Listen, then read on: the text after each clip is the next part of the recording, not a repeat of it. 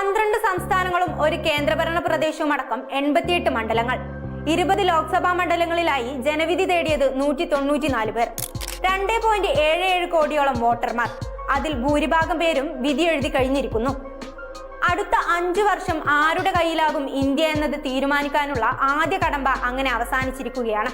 രാവിലെ മുതൽ പോളിംഗ് ബൂത്തുകളെല്ലാം നിറഞ്ഞു നിൽക്കുകയായിരുന്നു.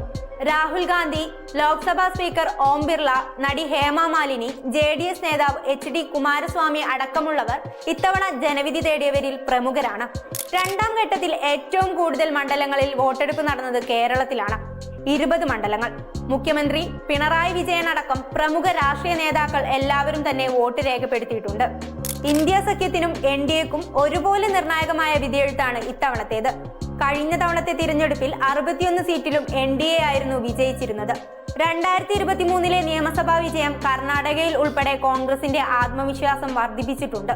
കഴിഞ്ഞ തവണ NDA കൈക്കലാക്കിയ മണ്ഡലങ്ങൾ തിരിച്ചുപിടിക്കാൻ ഈ ഇലക്ഷനിൽ കഴിയുമെന്ന പ്രതീക്ഷയിലാണ് ഇന്ത്യ സഖ്യം. മോഡി ഗ്യാരണ്ടിയിലൂടെ വിജയം BJP ആവർത്തിക്കുമോ എന്നതും കാത്തിരുന്ന് കാണേണ്ടതാണ്.